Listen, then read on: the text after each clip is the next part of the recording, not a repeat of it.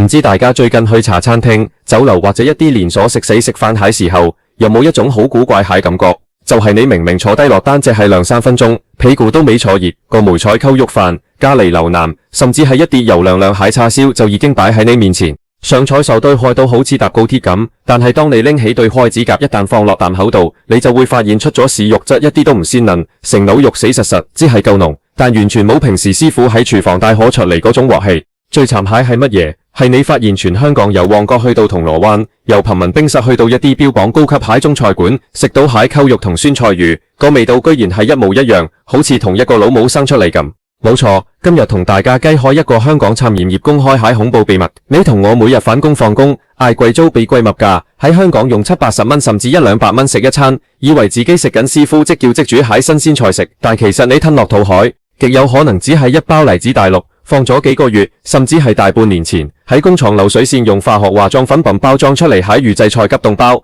大陸蟹預製菜依家已經全方位、無視狗咁全面攻陷咗香港，大小食死無一幸免。今集我就同大家一層層剝開呢個科技與狠活蟹真相，睇下我哋香港人點樣變成咗餐飲資本家同工業化急凍包蟹走菜。要明白呢個情況有幾嚴重，我哋先嚟睇一組數據。根據香港青年研究所喺2026年年初公布蟹最新調查報告，訪問咗800個香港居民，結果發現咗一個好驚人蟹現象，有高達91%海少訪香港市民表示，自己出街食飯蟹時候，根本完全分唔到間餐廳逼佢食蟹究竟係新鮮煮定係預製菜。而另外一邊廂，香港本地蟹預製菜生產商同餐飲業界蟹知情人士就踢爆，依家全香港起碼有60%，甚至有同行估計超過80%蟹餐廳已經全面引入咗預製菜。呢個數字係乜嘢概念？即係話你行入10間餐廳，由6間到8間蟹廚房入面，個大廚已經唔再需要拿住個鑊撲嚟撲去，亦唔需要由朝早開始切菜、醃肉、醃熬湯。佢哋每日最核心蟹工作，其實同便利店蟹店員冇乜分別。就係剪開一個膠袋，然後放落個微波爐度燉，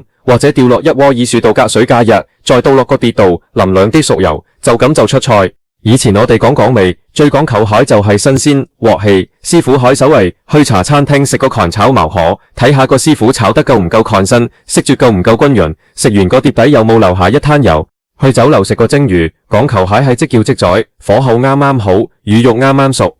但係依家呢啲傳統蟹港味正喺度急速消失。因為大陸蟹預製菜產業依家發展得太過龐大，年產值幾千億，佢哋用極低蟹成本、極高蟹工業化後來，直接將觸角伸到嚟香港。點解香港蟹食社會咁集體沉淪，無一幸免？其實背後都係一個錢字。香港做生意有3座大山，第一係貴租，第二係人工高，第3係食材成本貴。特別係近呢2-3年，香港餐飲業面對好嚴重蟹人手短缺，一個資深蟹炒鑊大廚，月薪冇3-4萬蚊根本請唔到，而且後生仔根本唔願意入行，嫌廚房又熱又辛苦，餐飲業出現咗嚴重蟹人才斷層。如果一間茶餐廳要為此每道菜都即叫即煮，佢就要請好多個廚房工人，由洗菜、切肉、醃製到烹調，每一步都係成本，而且廚房需要好大概空間去擺放新鮮食材。喺香港呢個寸金尺赤土海地方，廚房大咗，出面可以擺咁請客枱面積就細咗。但係如果轉用預製菜呢，成個遊戲規則就完全變晒。餐廳老闆只需要喺大陸蟹工廠訂購大批急凍料理包、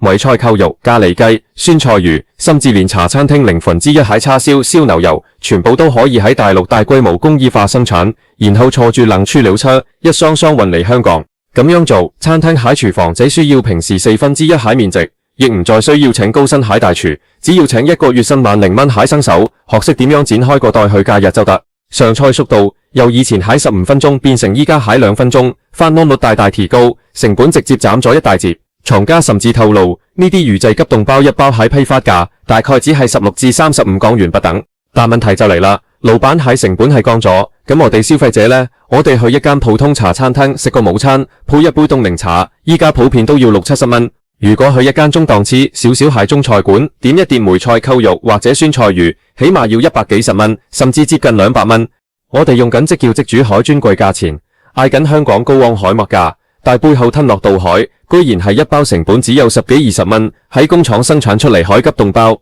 呢個唔單止係欺騙消費者蟹知情權，直頭係將香港人當成水魚咁行。好多人可能會話，預製菜咪即係好似我哋平時食蟹丁丁飯或者罐頭咁，有乜咁大驚小怪啊？快令正米得優，如果你真係咁諗，就太天真啦。平時我哋自己買蟹叮叮飯，起碼個包裝盒上面清清楚楚寫明成分、防腐劑、營養標籤，你係心知肚明、心甘情願去食蟹。但係依家餐廳係偽裝成現做，佢哋將裝修搞到花前月下，燈光又厚，餐牌寫到天花亂墜，可能仲喺廚房門口整塊玻璃俾你睇到有個師傅企喺度，但其實嗰個師傅只係負責將包裝袋入面蟹肉倒落個鑊度做，嚇大氣鬥兩下，加兩粒蔥花就當係現炒。更令人擔心係呢啲急凍包背後化學科技，一道菜要煮到擺喺冰箱入面半年、1年，解凍之後個肉質仲要維持肉眼睇上去好似好滑好嫩，冷色仲要好鮮豔，背後需要付出乜嘢代價？通常一塊新鮮蟹豬肉或牛肉，如果冷凍時間長咗，水分就會流失，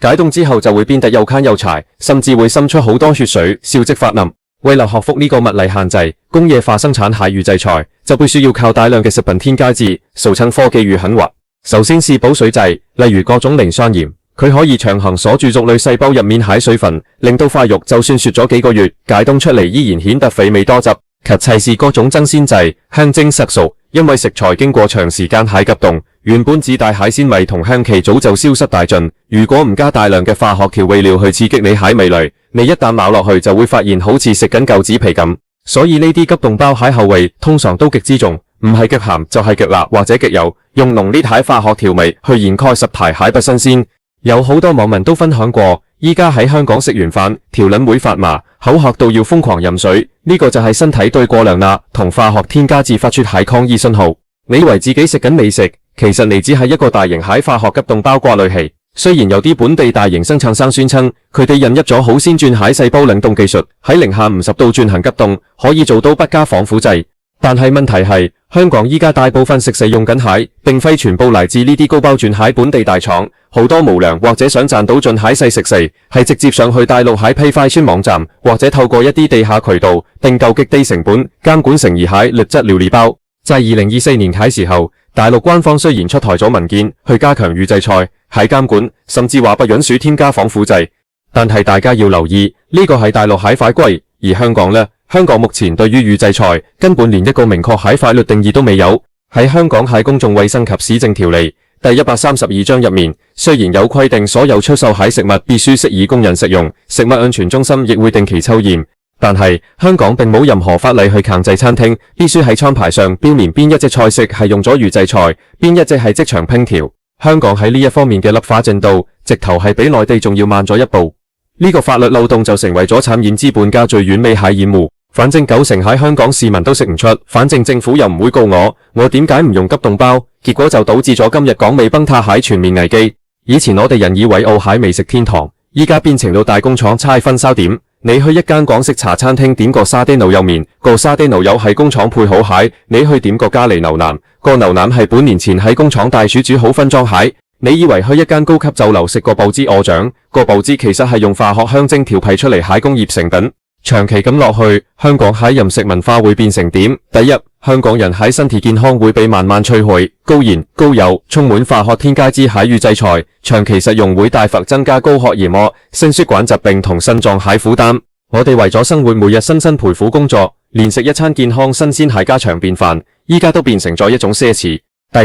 傳統處理蟹失傳。當所有餐廳都不再需要真正懂處理蟹師傅，當剪代加熱成為了廚房最高效蟹生產力，邊個還願意花幾年時間去跟師傅學切菜、學控火、學調味？當老一輩蟹大廚慢慢退休，老去香港蟹廚藝傳承就會徹底斷層，到時候香港就唔再有美食家，只有流水線蟹操作工。面對呢個已經全面攻陷香港蟹預製菜浪潮，我哋作為普通消費者究竟可以做啲乜嘢？首先，我哋要學識點樣去分辨。雖然有90%人都好難一拍子睇穿，但只要你留意以下3個細節，你就能夠避開大部分蟹化學雷區。第一個細節，上菜速度。如果你點一啲原本需要好長時間燉煮或者反復工序蟹菜，例如米菜扣肉、紅燒魚加咖喱牛腩，甚至係一啲燉湯，如果你落單之後5分鐘之內就熱辣辣送上嗎？咁你就要打個大問號。因為正常蟹廚房，就算預先煮好去切片擺盤再翻熱，都需要一定係時間。太快往往意味住佢只係將個袋放落微波爐，或者以煮到斟完就倒出嚟。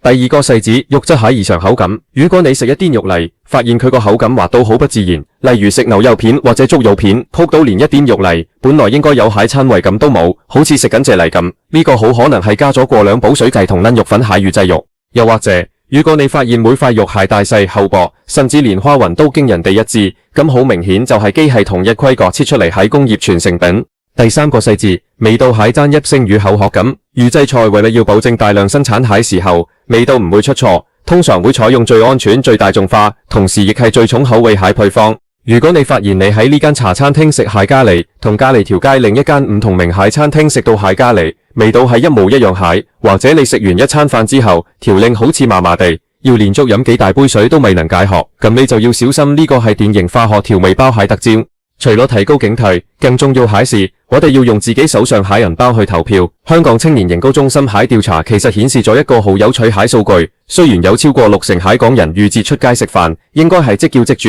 但如果餐廳肯坦白，主動喺餐牌上標明邊啲係預製菜，並且降低價格，有接近一半蟹市民表示其實係可以接受，願意光顧蟹。香港人其實好通情達理。我哋明白依家租金貴，人工高。如果我今日得30分鐘放飯時間，我想快想平，我唔介意食個預製菜蟹快餐，只要你賣得平啲，寫得清清楚楚，俾我有知情權，呢個叫等價交換。但係依家最令香港人憤怒、最冇恥嘅做法係有啲食肆一方面用緊10幾20蚊一包蟹大陸急凍包去更低重品，另外一方面卻依然用緊幾十蚊甚至過百蚊蟹獻做價格去收消費者錢，將所有慳落嚟蟹成本變成自己蟹暴利。同時仲要隱瞞真相，等消費者將一套蟹化學粉品吞落肚，